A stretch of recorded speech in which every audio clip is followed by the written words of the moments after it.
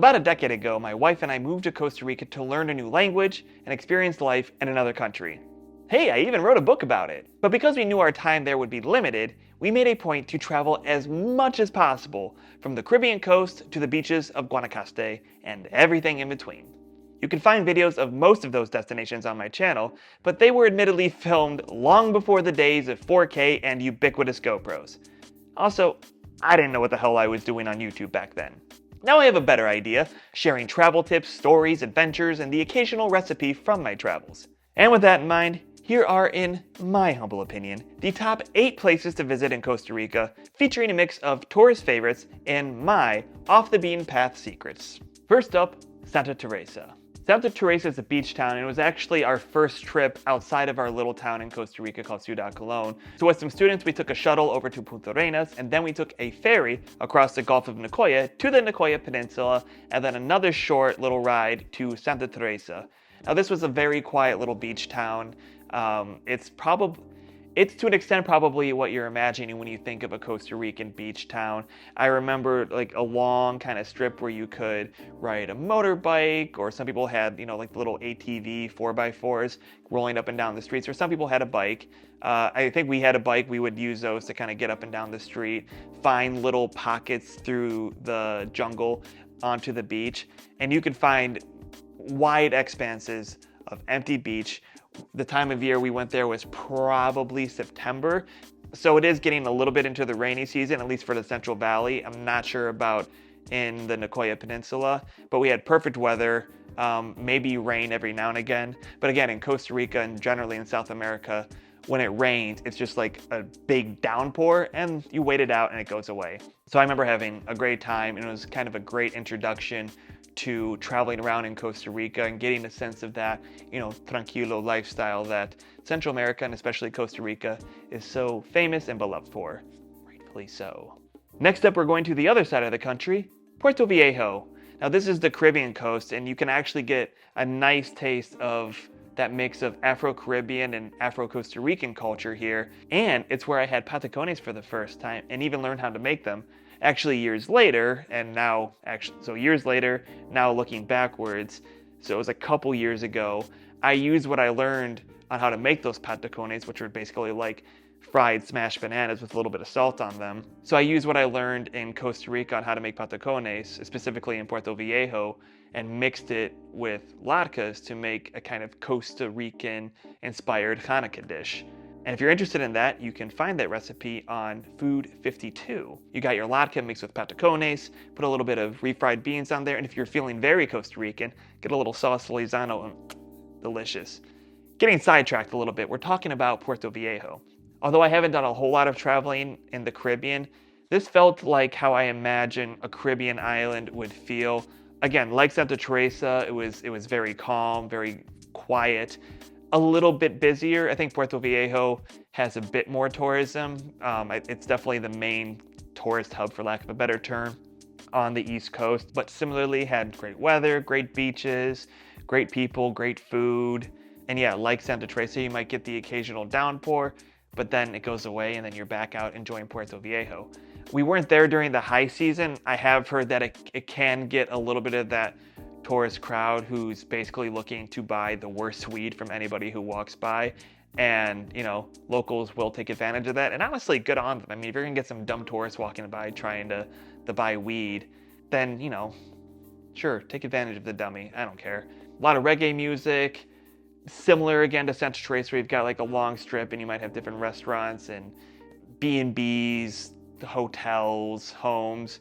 Some people, some a little bit more party oriented than others, but definitely not by any stretch of the imagination the worst party town in Costa Rica. We're gonna get to that one in a little bit. So if you're looking for like a relaxed Costa Rican Caribbean coast place to hang out, Puerto Viejo is definitely the place to be. Next up, La Fortuna. La Fortuna is probably the most touristy place on the list. And one way to kind of measure how touristy a place is the amount of English that's there. I remember being around the square of La Fortuna, and you've got restaurant staff outside trying to get you to come in, and they're all speaking in English. And that's fine, just an observation. But in other parts of Costa Rica, it's very helpful if you can speak Spanish. And if you are a little bit afraid or nervous or anxious about getting outside of your linguistic box, then La Fortuna can definitely be a great place to start in Costa Rica before you venture elsewhere. And although I generally am not huge on overly tourist destinations, and I wouldn't say this is overly touristy, it wasn't like overrun. I've been places where you're just like stuck between people. You're like, why are we all here? This cannot be good for the local environment.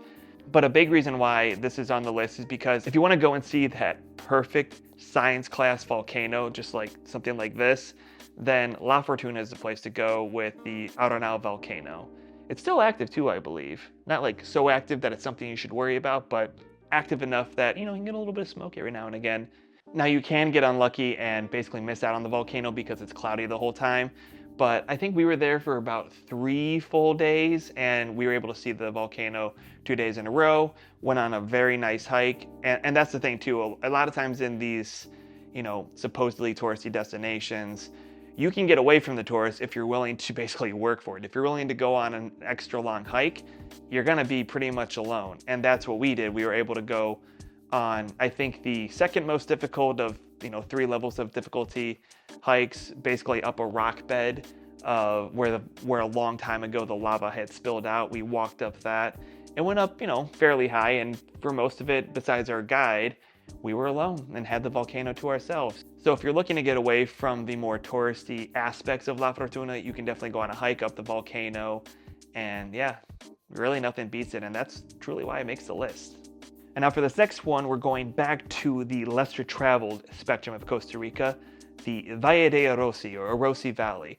This is someplace we visited kind of on a whim. I love trains, and if you follow this channel, you know I am borderline obsessed with trains. Big part of the reason why we moved to Europe was to have access to all these trains and not to own a car, yada, yada, yada. Costa Rica does not have a European-style train system, but it does have an urban train system, so basically for San Jose, and goes out to some of the surrounding cities, and they're trying to rebuild that system. And at the time when we were living there, you could, from San Jose, take a commuter train down to Cartago, which is just another city southeast of San Jose.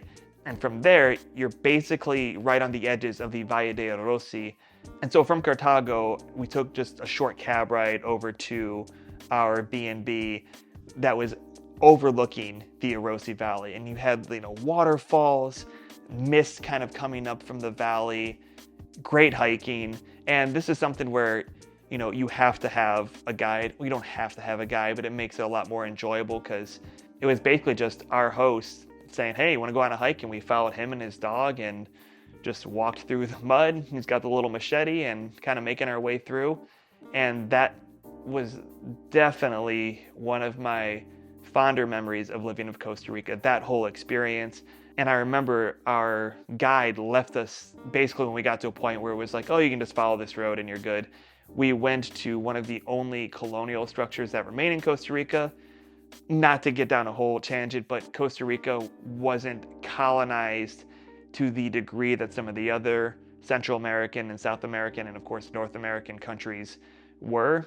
So there's not a whole lot of colonial style structures there, but there is a little bit of that in the Orosi Valley. So between the hiking and the food in all these stops, I mean, Costa Rican cuisine does not get the credit it deserves. So that's definitely something to keep an eye out while you're over there. And feeling like we were seeing something that the typical traveler to Costa Rica doesn't see made us feel like this is one of the places that we're really seeing because we live here. So Orosi Valley, the Valle de Orosi, definitely worth checking out. And now we have another lesser traveled destination, but back on the beach, Brasilito. Brasilito is on the coast of Guanacaste. Guanacaste is basically the western province of Costa Rica that's most known for very hot beaches. And actually it has its own airport now that a lot of people go directly to if they just want to get straight to the beach. We got to Brasilito by taking the bus from San Jose all the way to Tamarindo. And I don't know if the buses have improved since then, but interestingly, it seemed like buses for shorter distances were quite nice, like any other intercity bus that you might ride on around the world. Comfortable, safe, fine, all that stuff. But it seemed like the further you were going, strangely, the worse the bus was. And I remember this bus was just like falling apart. Every bounce you just thought it could go and fall apart. fumes. I remember Melanie was just so freaking nauseous afterward. So I hope that's improved. But once you get to Tamarindo, you might look around and be like, not exactly what I was looking for. Remember earlier when I said we were going to get to one of the more touristy destinations in the country? This is it. There's a reason why they call it Tamarindo Tamagringo. It doesn't even particularly look like what I feel like in my kishkas, what a Costa Rican town or village, whatever looks like. It feels a little bit more manufactured for tourism and for people to spend a bit more money and go partying all night. That's fine, it has its place. I think we just spent one night there because the goal was to go up a little bit further to Brasilito. And Brasilito was very tranquilo, super calm. There's this place called Playa Conchel, so like imagine a beach with lots of little tiny shells that made up the coast. So not necessarily someplace where you would like go relax on the beach, but a very calm town. I have this like vivid memory of just walking outside of the B&B, seeing like a couple of dirt roads cross, an older man riding a bicycle along by and just seeing like a little bit of dust pick up behind his tire. And it just like, you felt calm, like you could not be stressed there. You're just like there and the stress just kind of seeps away from your body. So I would recommend that as a place to go hang out in if you're going to Guanacaste or if you want to go to Guanacaste but don't necessarily want the Michigas with Tamarindo. And I just remember like a lot of loud music, really making myself sound old here. And this was a while ago, but a lot of loud music, a lot of partying, just not the kind of culture that I wanted to experience while living in Costa Rica. And also while you're in Brasilito, it's not like you can only sit. You can go do stuff too. We actually did a little sunset cruise on a catamaran. There was some booze, some eats, and very relaxed crew, and just a nice experience. Again, go to Brasilito if you want the stress to just away from your body. And next we have the Osa Peninsula and Corcovado National Park. The Osa Peninsula is a really special place. It's where it has, I think, the most microclimates in all of Costa Rica. Costa Rica in and of itself has a ton of microclimates, and this is why, you can go into like a cloud forest on one day and then the next day be, sweating all of the sweat out of your body at the beach, or go someplace else and just get poured on by a thunderstorm. So that's one of the fascinating things about Costa Rica, and that of course leads to its famous wildlife. In Corcovado though, you get a lot of the monkeys, you just really get more in the thick of it. When you go to Corcovado, you kind of stay in these big lodges. You could spend a lot of money or a little bit of money and stay in a lodge that I imagine, I haven't done African safari yet, hopefully on the itinerary for early next year.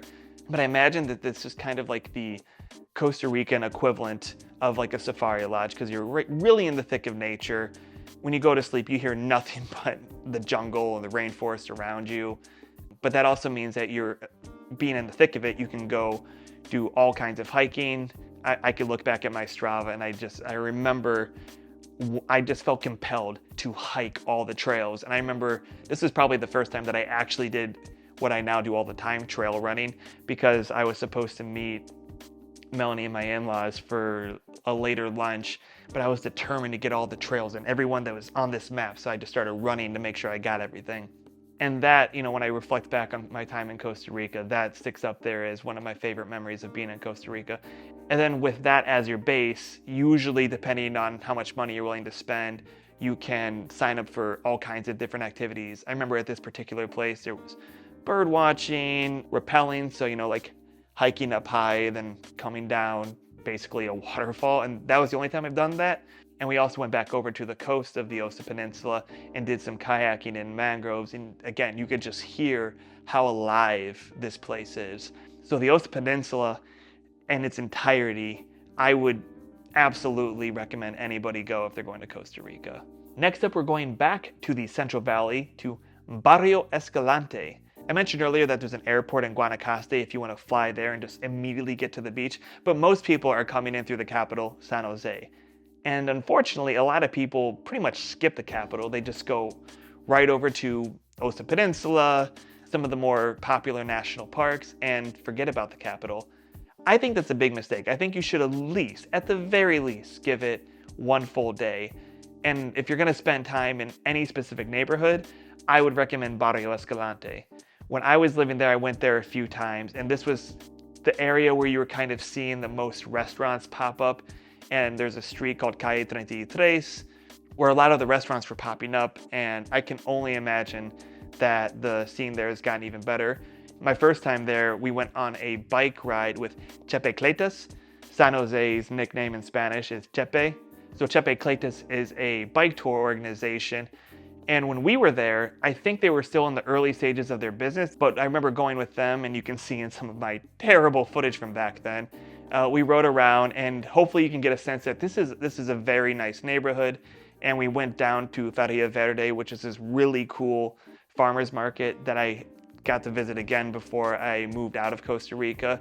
So give San Jose a chance, give it at least a full day, go to Barrio Escalante, and from there you can go into the more central part of the city and, you know, see museums and stuff like that if you want. But go to Barrio Escalante, have dinner in Calle 33, go to the farmers market at Valle Verde, and I don't think you'll regret it. Last but definitely not least, and here's a little bit of a curveball, I'm recommending where I lived, Ciudad Colón. This is, I think, basically the quintessential middle-class Costa Rican town. The only foreigners that I can sense were living there were basically fellow graduate students. Maybe I should have given a little context. I was living in Ciudad Colón because I was going to graduate school at the University for Peace in La Paz, which is another village, even smaller, up mountain, not quite a mountain, let's go with the hill. Up a nice, steep hill is La Paz and the University for Peace. But most everybody actually lives in Ciudad Colón who goes to school there, and we were basically the only foreigners there. And I remember towards the end of our stay in Ciudad Colón, we were sitting on our balcony and we saw a couple of lanky fellas walking by, and sure enough, they were Germans. As far as I'm aware, the very first hotel had just opened up down the street from us by a German woman, and so there was starting to be a smidgen, a little bissel of tourism coming to Costa Rica. But as far as I can tell, it's still a Tico town first and foremost. And right before we left, they opened this thing called Senderos Colón. It was developed for mountain biking, and so there's a lot of mountain biking trails. But you could also hike there, and that's what we did towards the end of our time in Ciudad Colón. But besides that, the town itself is just it's just a very lovely little Tico town. You got the farmers market on the weekend. There's a nice little plaza in the middle where they had volleyball courts. I played an absurd amount of beach volleyball when I lived there. But so you got the volleyball courts, you've got like a skateboarders rink area. If I ever had successful writer money, I could totally imagine just throwing myself back there for 3 months to go work on my novel or that book project I was working on. Especially during these winter months in Berlin, I very much think fondly back to Ciudad Colón, and it's just a really nice place to live, and it's a nice place to visit. So even more so than the Valle de Orosi, which you're still going to stay at a B&B and get more of a tourist experience, although far less tourism. In Ciudad Colón, I mean, the cliche is that everybody wants to travel someplace and pretend they're able to live like a local. And of course, that's impossible unless you actually move to a place. But as much as that is possible, Ciudad Colón is the place to go to kind of experience what just everyday normal Tico life is like. Of course, these days, I live on the other side of the ocean. And if you want to see why I think Germany is the best place to move to in Europe, then watch this video over here. Bis bald!